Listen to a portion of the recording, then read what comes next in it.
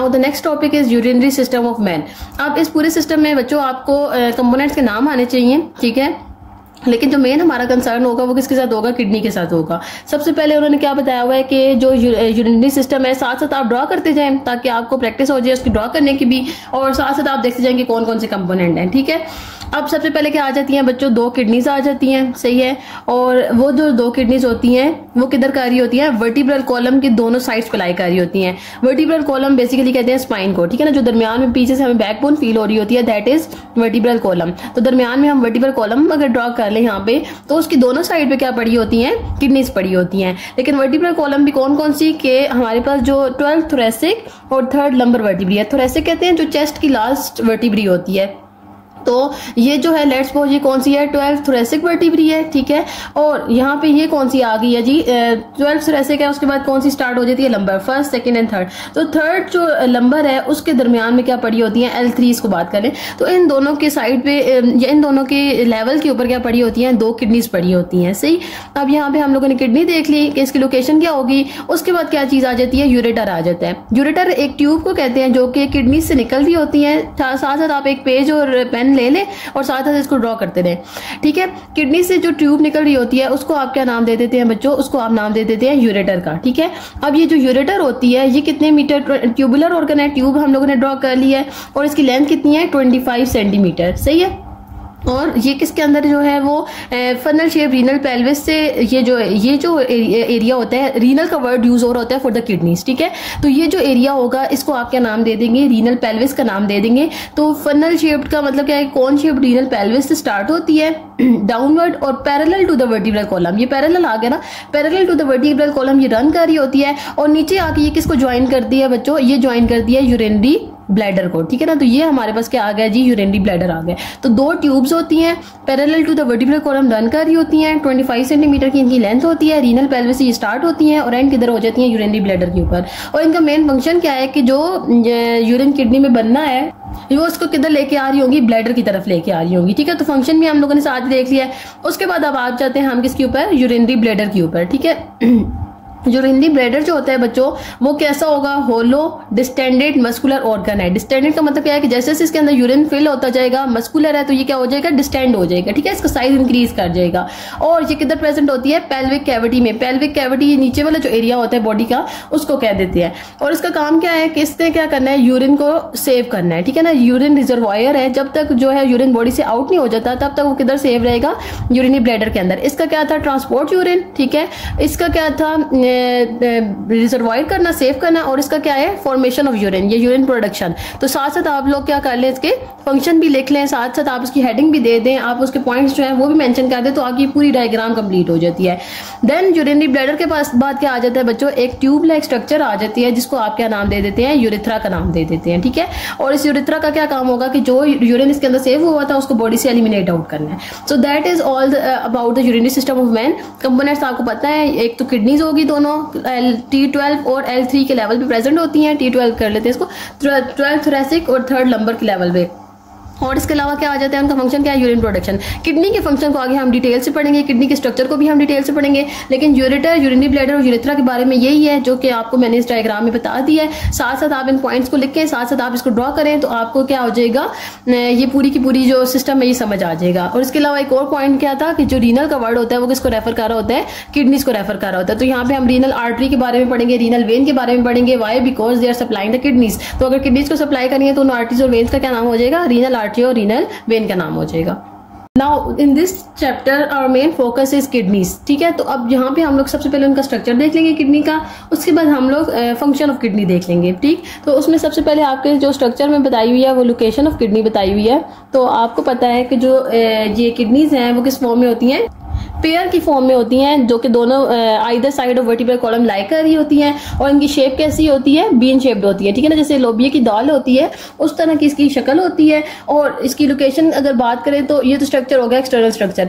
Location अगर बात करें तो ये किधर प्रेजेंट होती है बच्चों, posterior to the liver in the peritoneal cavity. Peritoneal cavity कहते हैं एब्डोमिनल कैविटी को, सही। तो जो एब्डोमिनल कैविटी है या जो पेरिटोनियल कैविटी है उसके अंदर ये पड़ी होती हैं और लिवर के पोस्टीरियर पड़ी होती हैं। अब अगर हम लोग ड्रॉ करें, यहाँ पे हमारे पास थे बच्चों लंग्स, ठीक है। बॉडी के अंदर इस तरह से लंग्स पड़े होते हैं, उसके नीचे पड़ा होता है जी डायाफ्राम, उसके नीचे पड़ा होता है राइट साइड के ऊपर लिवर, और उससे नीचे या पोस्टीरियर पड़ी होती है क्या, किडनी। इस तरफ तो किडनी होगी और इस तरफ भी क्या होगी, किडनी होगी, ठीक है। अब यहाँ पे उन्होंने बताया हुआ है कि ये जो है किधर प्रेजेंट होती हैं, posterior to the liver present होती हैं, और किसके अंदर पड़ी होती है, पेरिटोनियल कैविटी के अंदर। ये सारी जो कैविटी होगी इसको आप क्या नाम दे देते हैं, इसको आप नाम दे देते हैं पेरिटोनियल कैविटी का, या एब्डोमिनल कैविटी जो है वो उसका उसको ही क्या कह देते हैं, पेरिटोनियल कैविटी का नाम दे देते हैं। तो अब यहाँ पे उन्होंने बताया हुआ है कि ये इसकी लोकेशन होगी है। अब उसके अलावा उन्होंने क्या बताया हुआ है कि जो ये किडनीज होती हैं बच्चों, इसके ऊपर एक स्पेशल टाइप ऑफ ग्लैंड होता है जिसको आप क्या नाम दे देते हैं, एड्रीनल ग्लैंड का नाम दे देते हैं। ये रीनल है तो रीनल के ऊपर जो ग्लैंड प्रेजेंट होंगे उनको नाम क्या दे देंगे, एड्रीनल ग्लैंड का नाम दे देंगे, ठीक है। उसके अलावा फंक्शन उन्होंने बताया हुआ है कि इसका क्या है, फंक्शन है कि ये प्योर कार्य, साथ साथ हम लिखते भी जाते हैं, पोस्टीरियर टू लिवर प्रेजेंट होती हैं, ठीक है, इन द पेरिटोनियल कैविटी प्रेजेंट होती हैं। और इसके अलावा उन्होंने क्या बात बताई हुई थी हमें कि एड्रीनल ग्लैंड के बारे में बताया हुआ था कि एड्रीनल ग्लैंड्स इनके ऊपर पड़े होते हैं और उनका फंक्शन क्या होता है वो हम लोग देख लेंगे।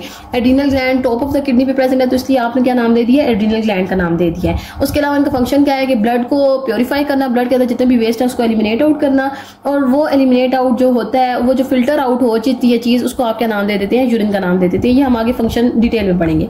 अब उसके अलावा उन्होंने क्या बताया हुआ है कि यूरिन प्रोडक्शन, हम लोग इसके फंक्शन के बारे में बता देते हैं, ठीक है। उसके अलावा उन्होंने बताया हुआ है कि जो राइट किडनी होती है बच्चों, उसका लेवल नीचे होता है as compare to left kidney. अब वो राइट किडनी के लेवल नीचे क्यों होगा, और सामने रीजन नजर आ रही है, क्योंकि यहाँ पे क्या पड़ा हुआ है, लिवर पड़ा हुआ है। तो लिवर ने थोड़ी स्पेस ऑक्यूपाई कर लिया, यहाँ पे लिवर नहीं होता राइट साइड पे, लेफ्ट साइड पे, तो इसलिए यहाँ पे जो किडनी है उसको ज्यादा जगह मिल गई है। तो जो लेफ्ट साइडेड किडनी होती है उसका लेवल थोड़ा ऊपर होता है as compare to the right sided kidney. उसके बाद आपको लोकेशन के बाद जो हेडिंग दी हुई है वो है स्ट्रक्चर की। अब स्ट्रक्चर में एक एक्सटर्नल स्ट्रक्चर आ जाता है और एक इंटरनल स्ट्रक्चर आ जाता है, ठीक है। तो अगर एक्सटर्नल स्ट्रक्चर की हम बात करें तो एक्सटर्नली जो है वो किडनी बीन शेप्ड होती है, वो हम लोग ऊपर बात कर चुके हैं, पेयर की फॉर्म में बीन शेप्ड होती है। और इसके अलावा क्या होगी, 3 लेयर्स होती हैं जो कि क्या कर रही होती हैं, किडनीज को सराउंड कर रही होती हैं, ठीक है। और उन 3 लेयर्स का क्या नाम है, एक तो हो जाएगा सबसे आउटर मोस्ट जो लेयर होती है उसको नाम दे दिया है उन्होंने रीनल फेशिया का, सही है, रीनल फेशिया है। और ये रीनल फेशिया किससे मिलकर बनी होती है, कनेक्टिव टिश्यू से मिलकर बनी होती है। और ये क्या होती है, बहुत टफ लेयर होती है, यानी कि इसका मेन फंक्शन, क्योंकि बच्चों देखें आपके पास जब हम लोगों ने लंग्स को पढ़ा था या हम लोगों ने हार्ट को पढ़ा था तो उसके ऊपर क्या थी, रिब्स पड़ी हुई थी। ऐसे ही है, वो रिब्स क्या कर रही थी, इन सॉफ्ट ऑर्गन्स को प्रोटेक्ट कर रही थी। अब हमारे जो एब्डोमेन है उसके अंदर तो ऐसा कोई बोन नहीं पड़ी हुई, ठीक है। तो वहां पे प्रोटेक्शन के लिए अल्लाह ताला ने ऑर्गन्स के इर्द गिर्द क्या रखी हुई है, स्पेशल लेयर्स रखी हुई हैं जिन्होंने क्या करना है, इन ऑर्गन्स को प्रोटेक्ट करना है। तो अब जो रीनल फेशिया है वो किससे मिलकर बना हुआ है, कनेक्टिव टिश्यू से मिलकर बना हुआ है। और ये क्या होती है, एक टफ लेयर होती है which basically protects the kidney. उसके बाद जो दूसरी लेयर है, जो इनर सेकंड लेयर आती है, उसको आप क्या नाम दे देते हैं, उसको आप नाम दे देते हैं पेरीरीनल फेशिया, ठीक है। नाम बहुत आसान है, सारे रीनल वर्ड्स हो रहे हैं तो आप इसको याद करने में कोई भी आपको मसला नहीं होगा। और इसका भी फंक्शन क्या है कि एंकरिंग का काम कर रही है, ठीक है, सपोर्ट का काम कर रही है किडनीज को। और जो थर्ड इनर मोस्ट लेयर है वो कौन सी है, रीनल कैप्सूल, ठीक है। तो ये 3 लेयर्स हैं जो जिन्होंने क्या किया होता है, एक्सटर्नली किडनी को सराउंड किया होता है और एक्सटर्नली वो किडनी को क्या कर रही होती है, प्रोटेक्ट कर रही होती है। Now come to the internal structure. अब इंटरनल स्ट्रक्चर की अगर हम बात करें तो वो थोड़ा क्या है बच्चों, वो कॉम्प्लेक्स है, ठीक है। इंटरनल स्ट्रक्चर में जो किडनीज होती हैं उनको 2 रीजन्स में हम लोगों ने डिवाइड किया हुआ है। एक जो रीजन है वो कौन सा आ जाता है, वो रीनल कॉर्टेक्स का आ जाता है। और जो दूसरा रीजन आता है वो कौन सा आता है, रीनल मेडल्ला, ठीक है। तो ये जो 2 पार्ट्स हैं ये हमारे पास क्या आ जाते हैं, ये जो 3 रीजन है। एक जो है वो रीनल आउटर जो है वो रीनल कॉर्टेक्स हो जाएगा, देन रीनल मेडल्ला हो जाएगा, और जो थर्ड है वो क्या है, रीनल पेल्विस, ठीक है। तो ये आपके पास क्या आ जाते हैं, 3 कंपोनेंट्स आ जाते हैं, ये 3 पोर्शंस आ जाते हैं जिसमें हमने इंटरनल स्ट्रक्चर ऑफ किडनी को क्या किया हुआ है, डिवाइड किया हुआ है। तो अब ये जो है उस रीनल पेल्विस जो है उसके अंदर ही एक रीजन होता है जिसको आप क्या नाम दे देते हैं, हाइलम का नाम दे देते हैं। बेसिकली वो जो यहाँ पे जो आपके पास ये किडनी थी ना, इसकी जो यहाँ से डिप्रेशन सा था, उस डिप्रेशन को आप क्या नाम देते हैं, जहाँ से यूरेटर निकल रहा था, renal artery renal vein enter हो रही थी या लीव कर रही थी, उस डिप्रेशन को आप क्या नाम दे देते हैं, हाइलम का। तो renal hilum is a part of renal pelvis, ठीक है। अब क्या होगा कि जो आपके पास सबसे पहले हम अगर बात करें हाइलम की, हम लोगों ने बात कर लिया, हाइलम किस तरह का होता है, कनकेव पार्ट होता है, ठीक है। और उस कनकेव पार्ट, ये part of the renal pelvis एक पोर्शन होता है जिसको हाइलम का नाम दे देते हैं। और इसका क्यों इंपॉर्टेंस है, क्योंकि इसमें यूरेटर लीव कर रहे होते हैं, renal artery renal vein enter और एग्जिट हो रही होती हैं, ठीक है। तो इसका इतना ही आपको आपकी बुक में बताया हुआ है।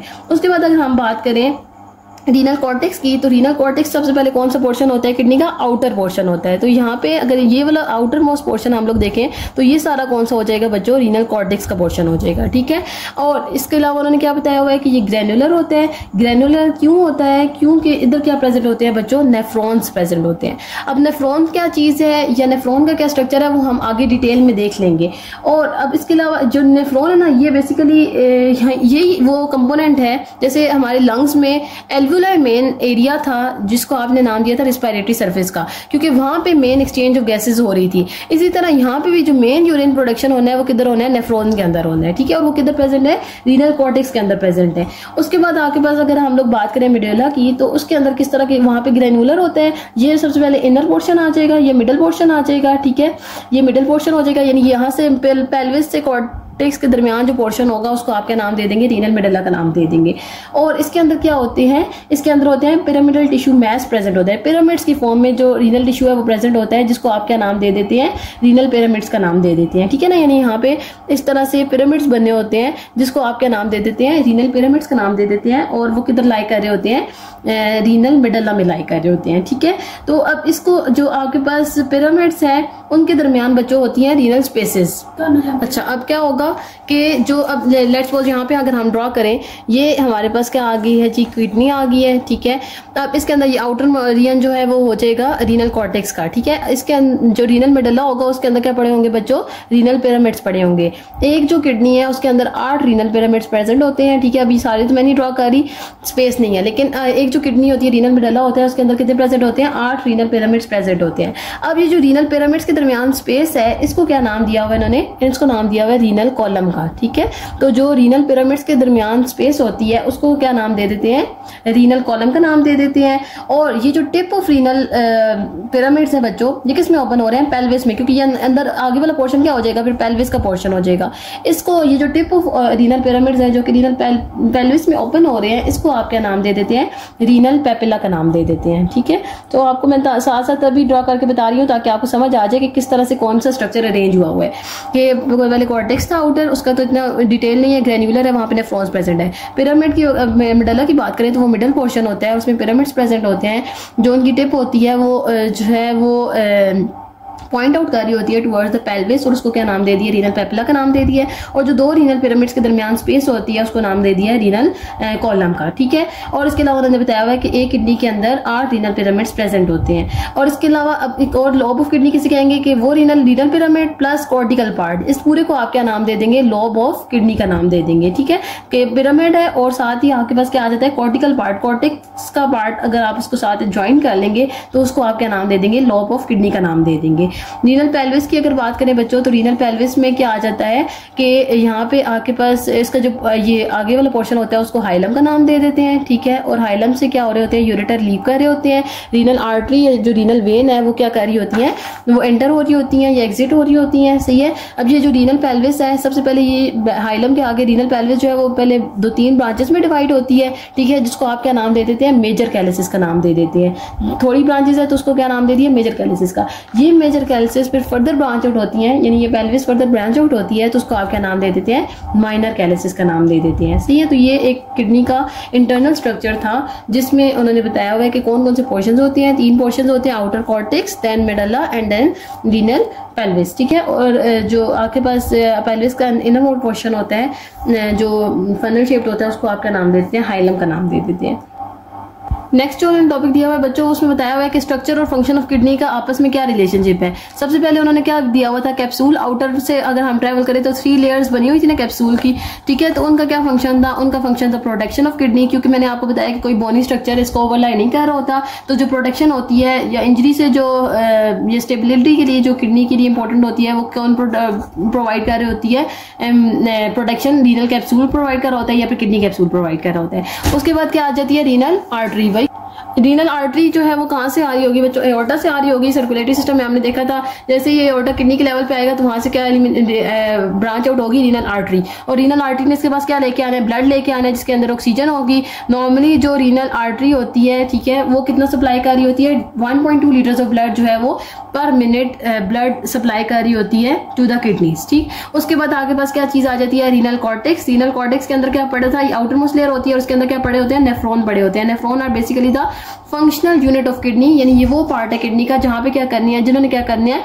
यूरिन बनाना है। ठीक है, उसके अलावा यहाँ पे एक तो ये यूरिन प्रोडक्शन कर रहा होगा और दूसरा इसने क्या प्रोड्यूस कराना है? एरिथ्रोपोइटिन हार्मोन प्रोड्यूस करना है। मैंने आपको पीछे अभी बताया था कि जो किडनीज होती हैं उनका फंक्शन होता है आरबीसी की प्रोडक्शन, तो वो कैसे हो रही होती है? By the help of this hormone. Erythropoietin hormone kidney से प्रोड्यूस होता है, वो जाता है बोन मैरो के ऊपर एक्ट करता है और बोन मैरो पे क्या बना रही होती है? आरबीसीज बना रही होती हैं। So they are not playing direct role in the RBC production but indirectly help out कर रही होती है बोन मैरो को for the production of RBCs. ठीक है, उसके बाद अगर हम लोग देख रहे हैं रीनल मेडल्ला को, तो रीनल मेडल्ला भी उसके अंदर भी पार्ट ऑफ नेफ्रॉन एग्जिस्ट कर रहे होते हैं, यानी कि जो ग्लोमेरुलाई है या जो रीनल ट्यूब्यूल्स है वो किधर पाई जाती हैं? रीनल मेडल्ला में। तो इसका मतलब क्या है कि ये भी क्या कर रही होंगी? ये जो ट्यूब्यूल्स है रीनल ट्यूब्यूल्स, ये क्या कर रही होंगी? यूरिन को रीनल पेल्विस तक लेके जा रही होंगी। ठीक है ना, रीनल पेल्विस में लेके जाएंगी तो रीनल पेल्विस से आगे किधर जाना है? वो यूरेटर में जाना है यूरिन, और यूरेटर से यूरिनरी ब्लैडर में, और यूरिनरी ब्लैडर से यूरेथ्रा में चले जाना है। उसके बाद जो है वो स्ट्रक्चर था हमारे पास रीनल पेपिला का। रीनल पेपिला जो है वो कौन सा था? वो जो पिरामिड्स की टिप्स थी ऐसे ही है, तो उन्होंने भी क्या करना है? यूरिन को ट्रांसफर करना है किधर तक? यूरेटर तक। ठीक है ना, ट्रांसफर ऑफ यूरिन करना है। उसके बाद आपके पास रीनल पेल्विस आ जाता है, तो रीनल पेल्विस ने क्या करना है? कलेक्ट करना है सारा का सारा urine from all the pyramids of the kidney. ठीक है ना, यहाँ पे जितने भी पिरामिड्स थे उन सब से जितना भी यूरिन प्रोड्यूस हो रहा है वो किधर आके कलेक्ट होगा? वो पेल्विस में कलेक्ट होगा, और कलेक्ट करके उसने किधर देना है? वो उसको आगे दे देना है यूरेटर को। ठीक है ना, जब तक यूरेटर में नहीं जाएगा तब तक यहाँ पे रीनल पेल्विस में क्या रहेगा? ये यूरिन स्टोर रहेगा। तो उसके बाद जो है वो क्या आ जाती है? रीनल वेन आ जाती है। रीनल वेन वो होगी जो कि यहाँ से जितनी भी वेस्ट प्रोडक्ट्स हैं या जितना भी ब्लड है वो बैक टू द हार्ट लेके जा रही होगी। ठीक है, हर किडनी की अपनी, जैसे रीनल आर्टरी थी वैसे ही हर किडनी की अपनी क्या होती है? रीनल वेन होती है जो कि ब्लड को बैक ऑफ द हार्ट जो है वो क्या कर रही होती है? लेके जा रही होती है। So these are the structure associating with particular function. मुझे उम्मीद है कि आपको ये सारी बातें समझ आ रही होंगी। Now in this video will discuss about the structure of nephron. It is very important, और आपको नेफ्रॉन का स्ट्रक्चर वैसे भी आना चाहिए और ड्रॉ करने भी आना चाहिए। तो अब आप एक रजिस्टर और पेन ले लें, साथ साथ आप इसको ड्रॉ करते जाएं। जैसे जैसे आप ड्रॉ करते जाएंगे आपको स्ट्रक्चर के नाम भी आते जाएंगे और आपको ड्रॉ करना भी आ जाएगा। ठीक है, अब जो नेफ्रॉन होता है बच्चों, it is the functional unit of kidney. Functional unit of kidney का मतलब क्या है कि सारा का सारा जो फंक्शन करना है वो किसने करना है? नेफ्रॉन ने ही करना है। जैसे जो हमारे लंग्स था उसका मेन फंक्शनल यूनिट क्या है? एल्वुलाई। जो लिविंग ऑर्गेनिज्म है उसका मेन फंक्शनल यूनिट क्या है? सेल। तो जो मेन फंक्शनल यूनिट होता है बेसिकली वो किसे कहते हैं? कि जो फंक्शन कर रहा होता है। तो अब किडनी के अंदर फंक्शन क्या है? यूरिन प्रोडक्शन, और यूरिन प्रोडक्शन करना किसने है? नेफ्रॉन ने। सो इट मीन्स कि आपको नेफ्रॉन का स्ट्रक्चर लाजमी आना चाहिए और ये बहुत ज्यादा इंपॉर्टेंट है।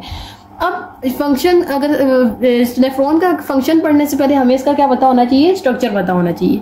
तो स्ट्रक्चर की अगर हम बात करें बच्चों, तो जो ये नेफ्रॉन होता है इसके दो पार्ट्स होते हैं। ठीक है, अब ये जो नेफ्रॉन है ना ये किडनी के अंदर ही प्रेजेंट है, कॉर्टेक्स और मेडुला के अंदर ही प्रेजेंट है। तो आप किडनी के स्ट्रक्चर को नेफ्रॉन के स्ट्रक्चर के साथ जो है वो कंफ्यूज मत करिएगा। किडनी का स्ट्रक्चर आपने एक्सटर्नली देख लिया, अब हम इंटरनली देख रहे हैं कि किडनी के अंदर क्या पड़े हुए हैं? नेफ्रॉन पड़े हुए हैं। और नेफ्रॉन का स्ट्रक्चर क्या है? तो बेसिकली जो नेफ्रॉन होता है उसके दो पार्ट्स होते हैं।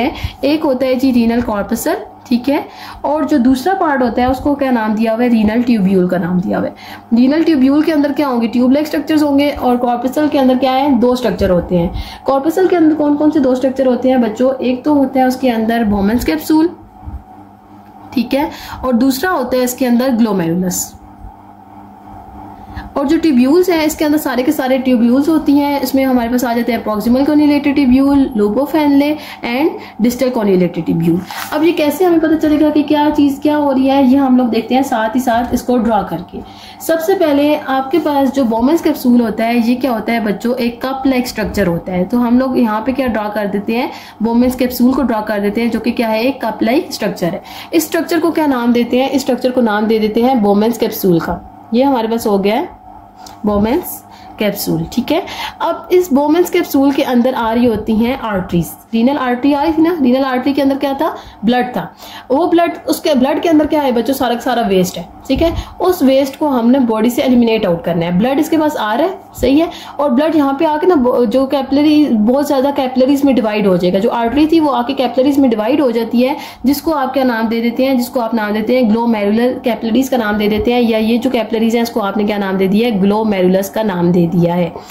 अब क्या हुआ है कि यहाँ से ब्लड आया है ग्लोमेरुलस में, सही है, और उस ब्लड के अंदर जितना भी वेस्ट था वो सारा का सारा किधर आ चुका है, एंटर हो चुका है, बोमेंस कैप्सूल में एंटर हो चुका है, ठीक। क्योंकि हम लोगों ने वेस्ट भी और जितने यूजफुल प्रोडक्ट्स थे वो भी, वाटर, इलेक्ट्रोलाइट, वेस्ट, सारी की सारी चीजें यहाँ पे ब्लड प्रेशर की वजह से क्या हो चुकी हैं, इस बोमेंस कैप्सूल, जैसे छानना नहीं होता तो यहाँ पे क्या लगा हुआ है, छानना लगा हुआ है, ठीक है ना, पोर्स बने हुए हैं, और जो वेस्ट प्रोडक्ट है या जो वाटर और इलेक्ट्रोलाइट है वो सारे इसके अंदर आ गया, एक्सेप्ट ब्लड। ब्लड नहीं आ सकता क्योंकि ब्लड का साइज क्या होता है, ज्यादा होता है। प्रोटीन भी नहीं आ सकती क्योंकि प्रोटीन का साइज क्या है, ज्यादा है।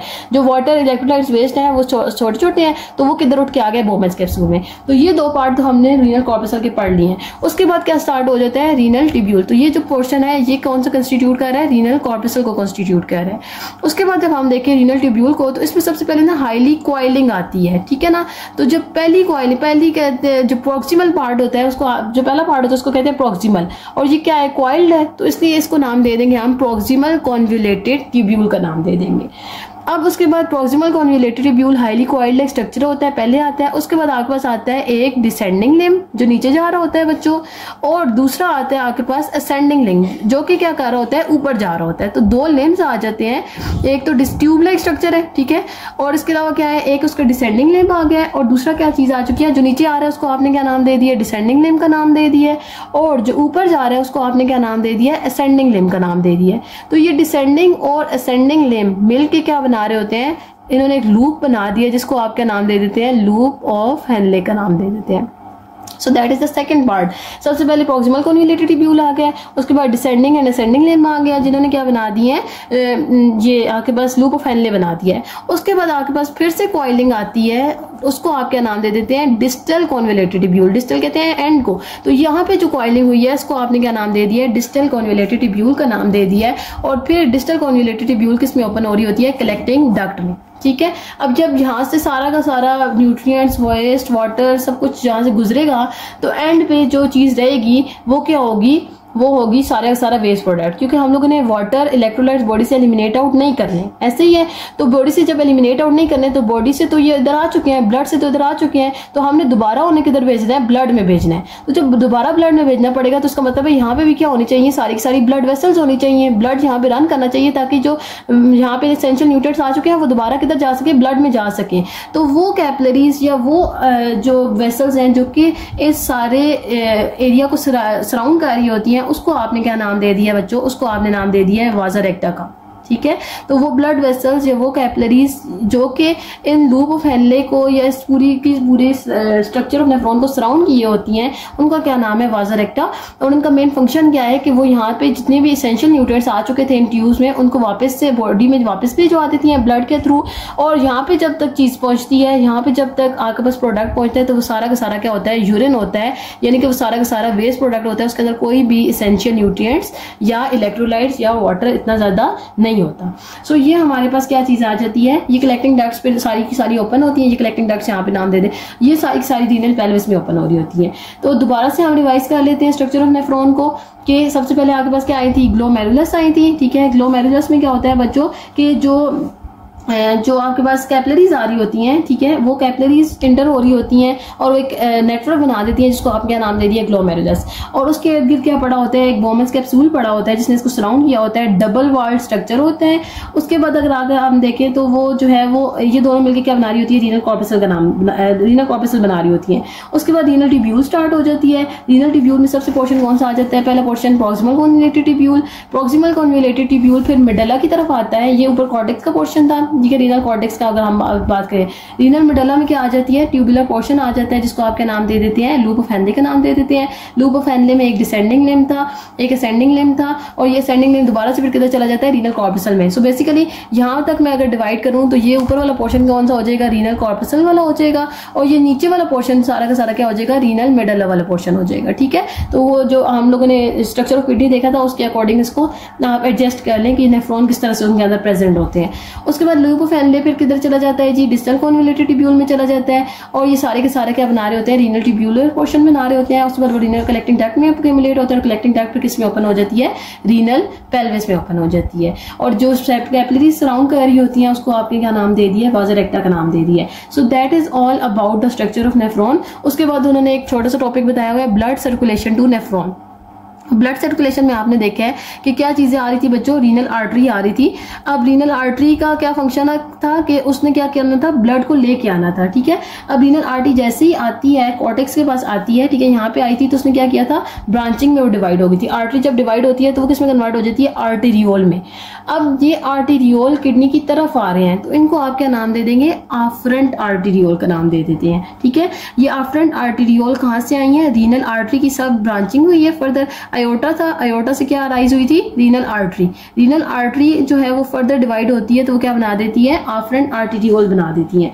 ये आफरेंट आर्टेरियोल किधर लेके आएंगी, ब्लड सप्लाई ग्लोमेरुलस में, ठीक है, ग्लोमेरुलस से लेके आएंगी, और क्या जो है वो ग्लोमेरुलस से फिर यहाँ से आर्टरीज जो है वो निकलेंगी, और जब वो निकलेंगी तो वो बना देंगी इफरेंट आर्टेरियोल, ठीक है ना। तो ग्लोमेरुलस की तरफ जो आ रही हैं उनको आपने क्या नाम दे दिया है, उनको आपने नाम दे दिया आफरेंट आर्टेरियोल। और जो ग्लोमेरुलस से निकल रही हैं आर्टरीज उनको आप एग्जिट से वर्ड याद कर लें, एग्जिट से जो निकल रही हैं वो क्या हो जाएंगी, इफरेंट आर्टेरियोल। तो यहीं पे आर्टरीज आ भी रही हैं आर्टेरियोल्स, और यहीं से आर्टेरियोल्स निकल भी रही हैं। जो आर्टेरियोल्स यहाँ पे आ रही थी उनको आपने क्या नाम दे दिया था, आफरेंट आर्टेरियोल, और जो आर्टेरियोल्स यहाँ से निकल रही हैं उनको आपने क्या नाम दे दिया, उनको आपने नाम दे दिया इफरेंट आर्टेरियोल। अब इफरेंट आर्टेरियोल्स जो है यहाँ से निकल के क्या बनाती हैं, वो यहाँ से निकल के पूरा जो है ना आपके पास प्रॉक्सिमल, डिस्टल और लूप ऑफ हेनले, उनको सराउंड कर लेती हैं, और उनको आप क्या नाम दे देते हैं, वाजा रेक्टा का। जो कि मैंने अभी आपको ऊपर बताया भी था कि जो आर्टेरियोल्स हैं वो क्या करती हैं, इसको सराउंड करती हैं, और ये क्या करती हैं, डायला में डिप आउट करती हैं, और सारा के सारा जो लूप ऑफ हेनले होता है उसको सराउंड कर लेती हैं, तो उसको आपने क्या नाम दे दिया, वाजा रेक्टा का नाम दे दिया, ठीक है। तो क्या हुआ है, सबसे पहले आयोटा से रीनल आर्टरी आई है, रीनल आर्टरी डिवाइड हुई है इनटू आर्टेरियोल। ग्लोमेरुलस की तरफ जब आ रही होंगी तो उसको आप क्या नाम दे देंगे, आफरेंट आर्टेरियोल, और जो ग्लोमेरुलस से निकल रही होंगी आर्टेरियोल्स उनको आप क्या नाम दे देंगे, इफरेंट आर्टेरियोल का नाम दे देंगे, ठीक है। और वो इफरेंट आर्टेरियोल फिर क्या करती हैं, पूरा का पूरा प्लेक्सिस बना देती है around the proximal, distal end loop of Henle, जिनको आप क्या नाम दे देते हैं, वाजा रेक्टा का नाम दे देते हैं, ठीक है। उसके बाद उन्होंने क्या बताया हुआ है कि जो उसके अलावा जो आर्टरीज होती हैं फिर वो कैपिलरीज में कन्वर्ट होती हैं, और कैपिलरीज के बाद फिर वो किस में कन्वर्ट हो जाती हैं, ड्रेन हो जाती हैं रीनल वेन में, ठीक है। तो जो उसके बाद ये क्या बना देंगी, पेरिट्यूब्यूलर कैपिलरीज बना देंगी, और पेरिट्यूब्यूलर कैपिलरीज फिर किस में ओपन हो जाएंगी, रीनल वेन में। और रीनल वेन फिर बच्चों किस में ओपन होगी, अगर आपको सर्कुलेटरी सिस्टम याद हो तो वो किस में ओपन होती हैं, इंफीरियर वेना केवा में, और इंफीरियर वेना केवा फिर ब्लड को किधर लेके जाता है, दोबारा हार्ट के पास। यहाँ से हार्ट से स्टोरी शुरू होती है, हार्ट से ब्लड आता है जी एयोर्टा के पास, एयोर्टा से फिर जो है वो रीनल आर्टरी, रीनल आर्टरी से afferent arteriole, glomerulus, efferent arteriole, vasa recta, peritubular capillaries, then they drain into the renal vein, then inferior vena cava, दोबारा जो ब्लड है वो किधर चला जाता है, हार्ट के पास चला जाता है। So that is all about the blood circulation to nephron. मुझे उम्मीद है आपको ये टॉपिक समझ आ चुकी होगी। अगर आपको कोई भी कंफ्यूजन है तो आप मुझसे कमेंट सेक्शन में पूछ सकते हैं। Thank you so much. Allah Hafiz.